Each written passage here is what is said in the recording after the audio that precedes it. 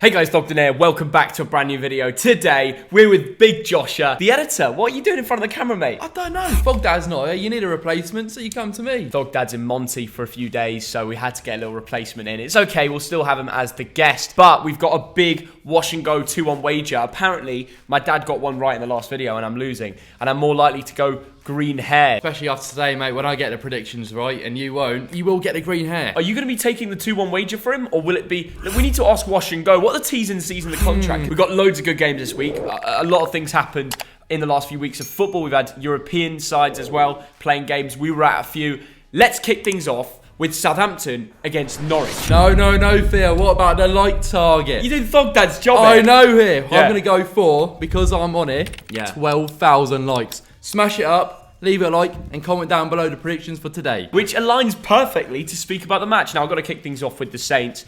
Back on form, good 2-0 win over Everton. I thought that was pretty convincing against Lampard's Blues. Having said that, Norwich, ever since the international break, it's not been as good for them, has it? No. And I just get the feeling the Saints might edge this one. As we all know, Southampton got that win against Tottenham, and they also drew against Man City and United. Norwich, they're not looking great recently. They've had 2 losses on the bounce. I know they're against Man City and Liverpool, but I do feel like Southampton will win this today. Yeah, I think Breuer's someone who's going to turn up. He's been scoring goals whenever need be. I think Livramento back in the team, got an assist last week. He's back to his best. I think the Saints are likely to keep another clean sheet, but I'm still going to back a 2-1. 3 points is all that matters, and Hazenhutl's doing a really solid job. A little wash and go, mate. Wash and go 2-1. I didn't even realise we did it in the intro, and I've literally done a 2-1 wager in my first prediction. Well, so have I, mate, because I've gone for a 2-1 Southampton too. You've cancelled me out. I'm sorry, mate. You've cancelled me out. Why are you doing this? I want you to get a green hair, mate. Tactical reasons. Let's fly over to the Balkans. Thogdad, what is your prediction? Southampton against Norwich. I tell you what, Southampton looking good at the moment. They got a comfortable win against Everton last week, and I brought Breuer, I don't know how you pronounce that, into my team. This will be Southampton 2, Norwich 0. Time for a big one, and usually Leeds versus Tottenham on paper isn't the biggest game in the Premier League, but this week it really is. Antonio Conte seemed like he was falling apart in his last interview. Spurs have only won 1 from the last 5. You've got to question, does he really want to be at the club right now? Is he really going to walk, or is that all talk? I think it's all talk, personally. We've seen his interview, we've seen it on occasions before at different clubs, that he always says this. I think it's to scare the owners. Yeah. He knows himself how much of a top manager he is. Scaring the owners, what's the point? You're past the January transfer window. What's he trying to scare? All he's got to do is start proving results on the pitch. 1 win in 5 games isn't good enough, and losing to Burnley away after showing character against City and getting a big 3 points just doesn't sit right with me in my head. Something isn't right. And Leeds away, if he bottles this game as well, I genuinely think he's leaving. It all comes down to this match. Because Leeds United, they got shipped by 6 goals last time out to Liverpool, okay? Bielsa's in all sorts of problems. I'm not saying that Leeds fans are blaming him, because they do miss an 18-goal striker, the England main man, the captain in midfield, Calvin Phillips. I genuinely believe Leeds are such a bad team that they can't really compete against these sort of clubs, and I think Spurs should win. I'm going to go 3-1. That's what I'm saying, mate. I'm going for a 3-1 prediction too. Yeah, you don't. Nick, I'm sorry, mate. I'm going on this channel, sorry. and you're just copying me. No, don't give me that, mate. I'm not having it. But let's go over to Thogdad, please. Predict something different. Leeds United against Tottenham Hotspur. Leeds on a terrible run of form at the moment, blown away by Liverpool the other day. But Spurs, which team is going to show up? The team that beat Man City or the team that lost to Burnley?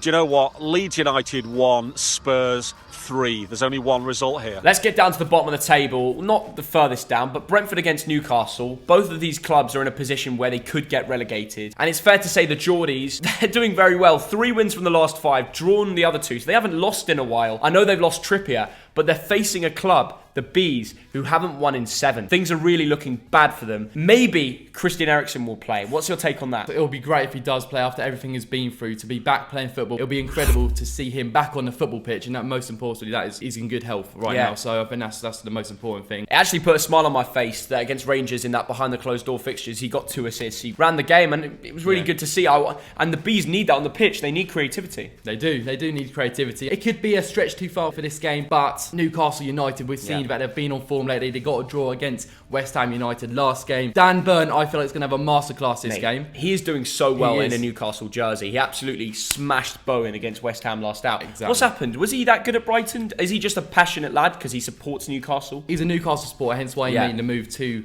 the Geordies. Yeah. And he was a very good Brighton player at the later stages of his career. He started off and we were all like, why have we signed this player? Why this, why that? It was not great, let's put it that way. Yeah. But he's been developing. Graham Potter, he gets the best out of players. And that's exactly what Graham Potter did at Brighton for Dan Burn. And I tell you what, I think it's going to have a masterclass today. He fights for the badge at Newcastle. Okay. But I'm going to go for a 1-1, but Dan Burn to score. I'm going to go against the odds. Brentford 2, Newcastle 1. A big home win. I just think he'll want it more. They haven't won in ages. Newcastle are missing Trippier, like I said. Something tells me the Bees will smash it. I'm not sure if Christian's going to play. He might come off the bench. I think this will come down to an Ivan Toney winner. Theo, another wash and go, 2-in-1. What's all this about then? Mate, I've done it again. I'm back in the Brentford. It's against the odds. Why not, son? Brentford against Newcastle. This is a massive relegation scrap. And I'll tell you what, Brentford very low in confidence at the moment. Newcastle United, 11 points out of a possible 15 over the last 5 games. Brentford 1, Newcastle United 2. The Geordies are going to do it again. And look at that swimming pool. Next up, Brighton and Hove Albion versus Aston Villa. 2 sides that have lost the last 2. And we've got a Brighton fan on the left of me, or on the right, depending on whichever angle the screen is. Bad run of form for Potter. How do you change it round? I don't feel like we've been that bad recently. I mean, Burnley, that was a shocking result. I remember being with you when that result happened and I was fuming. The system wasn't right. 4 at the back. We're used to playing 5 at the back. Lewis Dunk was out. Adam Webster was out. And you got Shane Duffy and Veltman playing at the centre-backs who haven't really played with each other in a 4-back formation this season. Lamptey and Cucurella as a right and left back. When they're isolated defensively and when their main strengths are going attacking, that creative side for Brighton, it wasn't to be against Burnley, and that's where we got exposed, and that's where Burnley absolutely thrashed us. Burnley just turned up, and I remember backing Burnley. You were like, Theo, it's just not going to happen. Theo, it's just not going to happen. I even predicted it. And I know I was wrong with the prediction. I didn't think it would be as much as 3-0. How are you going to turn around and say 3-0? But that was the case. Yeah. Aston Villa, if they weren't on a bad record against, I think they lost to Watford, Newcastle, probably would have backed Villa to win. Yeah. On the usual day, they've got a strong team. Coutinho, Jacob Ramsey. They've actually got a full strength team. Really Watkins will be back in. Danny Ings if need be. I'm going to sit on the fence here and go 1-1, but it wouldn't surprise me if actually Villa win. Being a Brighton fan, I know that we draw a lot, and especially with the result being 1-1. 8 results being 1-1 this season, and I think it's going to be our 9th, and I'm going to go for a 1-1 draw too. Let's go over to my dad's prediction. Quite a few miles away. Brighton and Hove Albion against Aston Villa, 2 teams who surprisingly lost at home last week. I've no idea how this one's going to go. I'm just going to be boring. Brighton 1, Villa 1, low scoring. Crystal Palace against Burnley FC.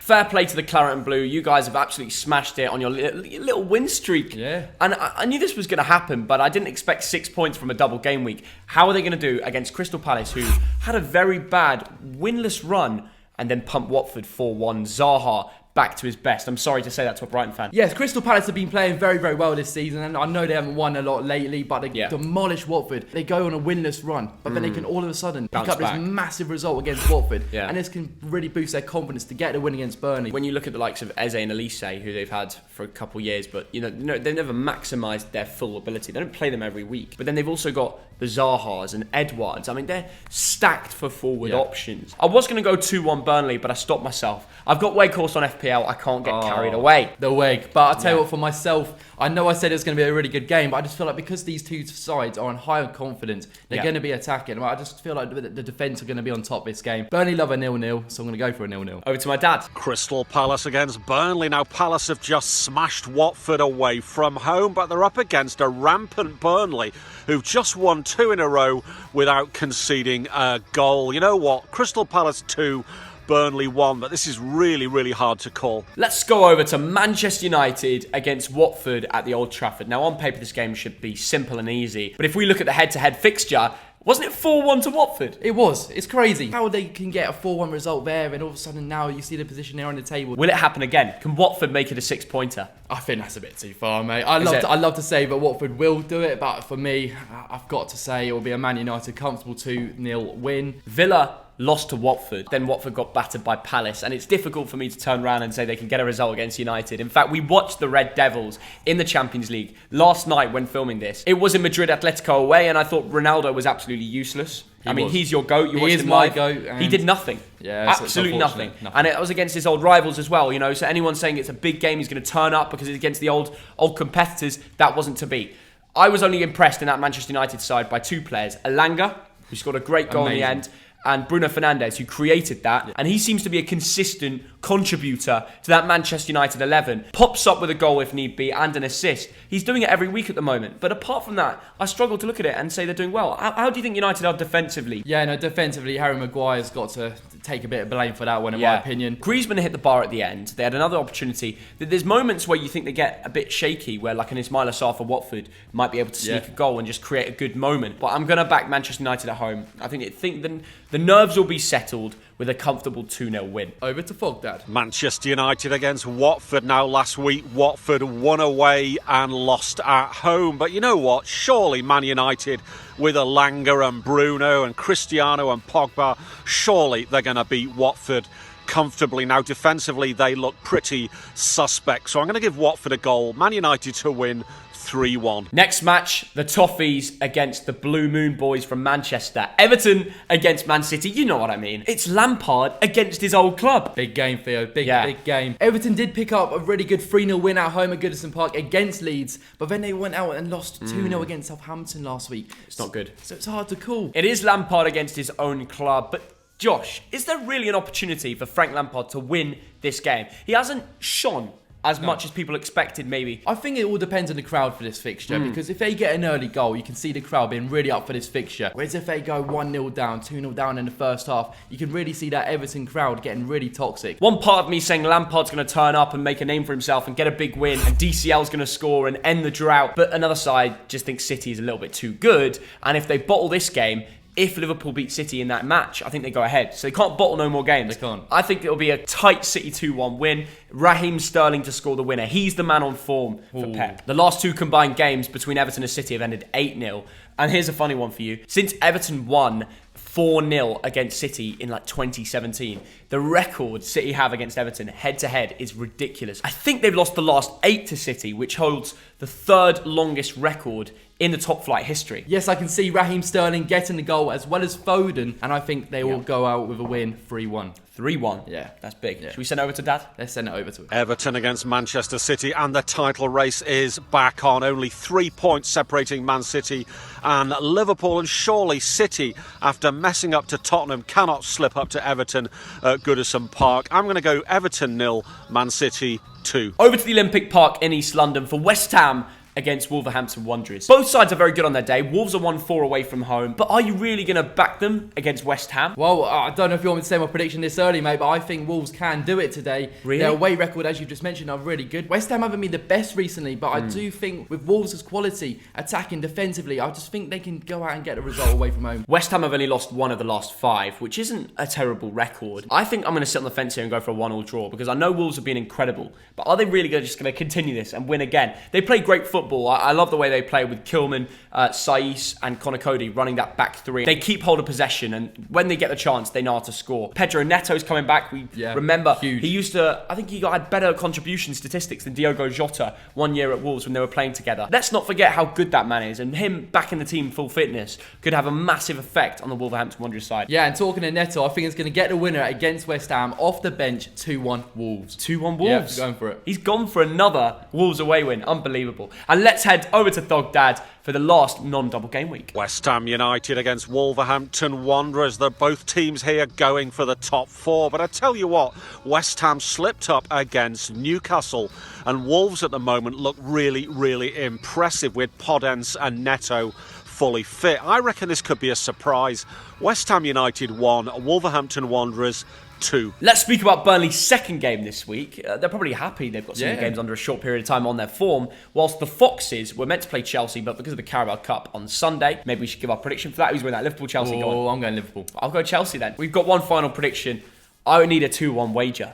I want to get another one in. I'm not losing. I'm not bottling this. Burnley 2-1 Leicester. I know Leicester have lost like 7 in a row away from home, so there's no real surprises in that. Yeah, I'm sitting on the fence for this one. I'm going for a 1-1 draw. Burnley have been great. Boring. Leicester have not been the best. You're just fuming that Burnley battered Brighton. I am fuming, but we don't talk about 1-1. That's it for this video. Let's get Dad's final prediction. And finally, Burnley against Leicester City. We've already talked about how good Burnley are at the moment. Leicester City, they are injury ravaged, and they're looking very, very susceptible at the back at the moment.